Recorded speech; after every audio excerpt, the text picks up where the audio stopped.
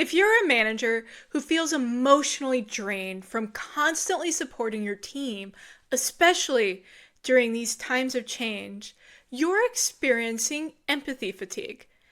In the next 10 minutes, you'll learn the crucial difference between empathy and compassion, why compassion is your sustainable superpower, and 5 research-proven strategies to support your team without burning yourself out. I'm Emily Haverkamp. I'm a leadership coach and Gallup certified strength coach with over 5 years experience as a manager, and I also hold a master's in industrial and organizational psychology.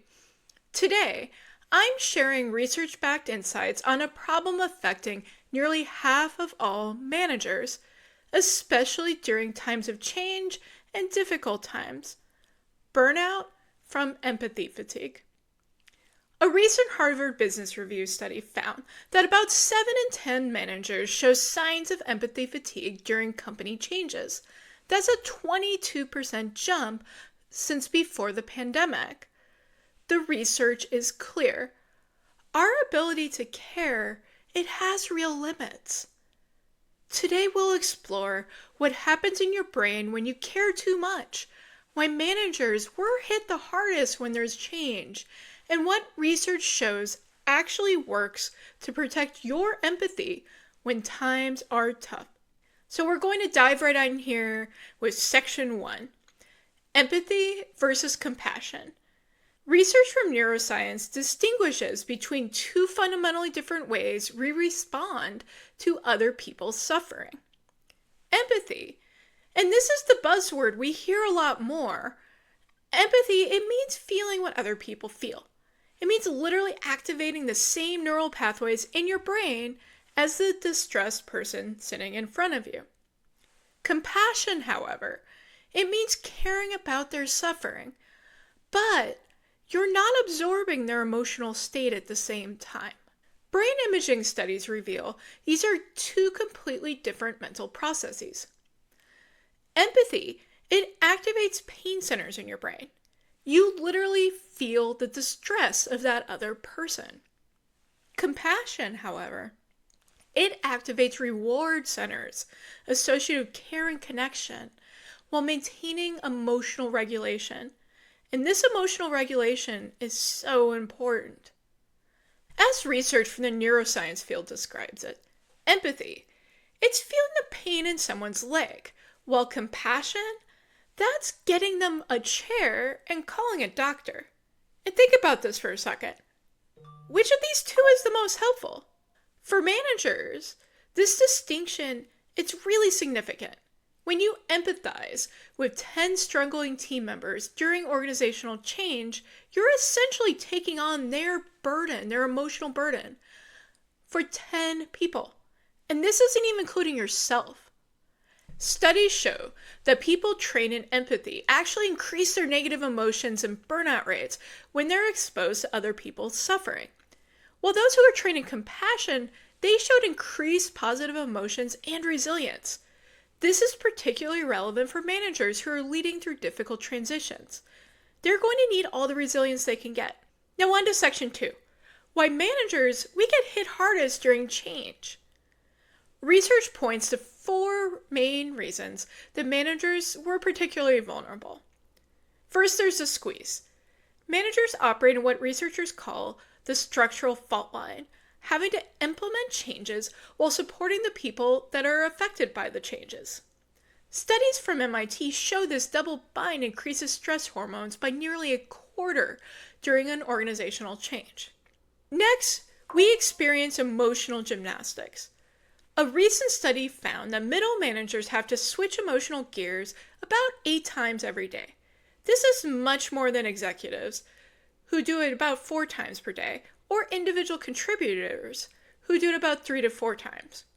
During restructuring or difficult changes, this jumps for managers to over 11 emotional shifts daily.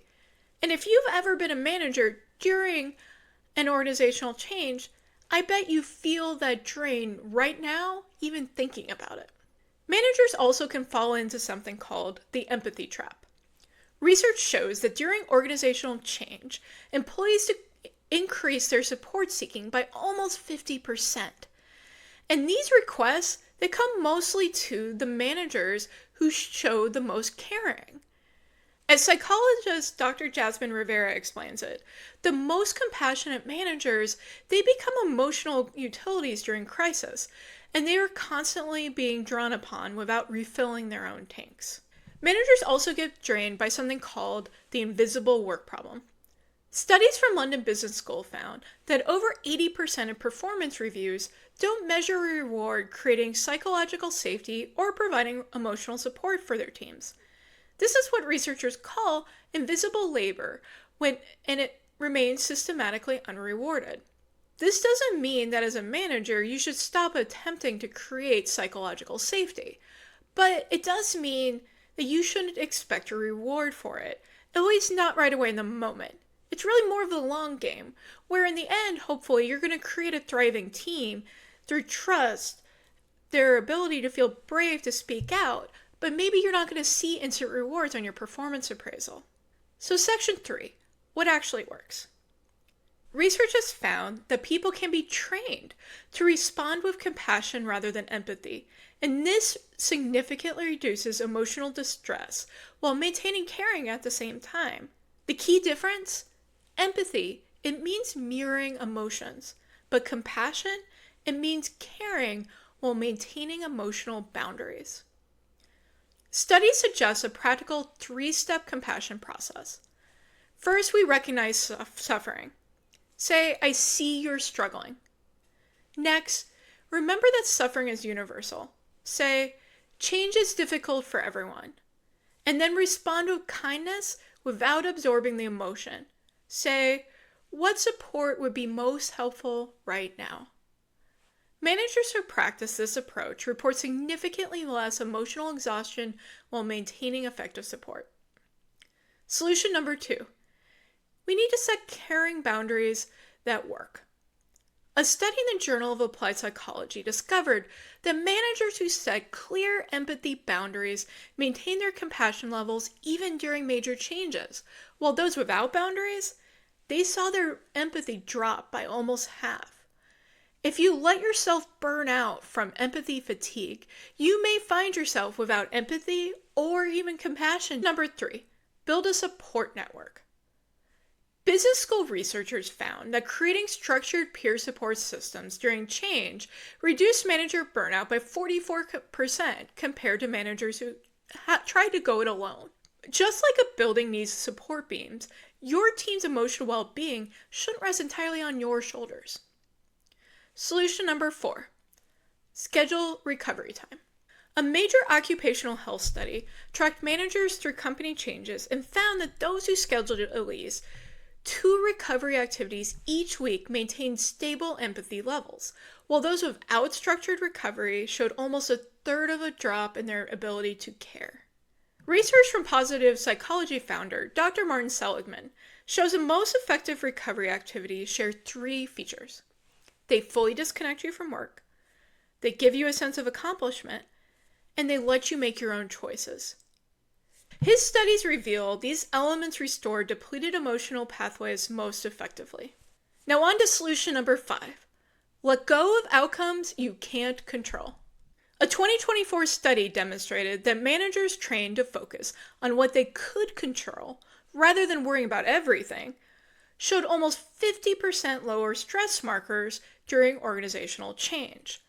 This mental shift involves separating what you're responsible for doing, providing support, from what you're not responsible for, which is guaranteeing how everything turns out. Research on acceptance and commitment therapy shows this approach significantly reduces overthinking by more than half and improves sleep by almost 30%. These are both critical for maintaining emotional resilience during difficult times. The research is clear. Empathy, feeling others' emotions as your own, it leads to burnout, especially for managers handling multiple emotional needs during change. Compassion, caring without absorbing, it creates sustainable support. Studies have found that leaders trained in compassion-based approaches maintain their caring capacity even through major organizational disruptions.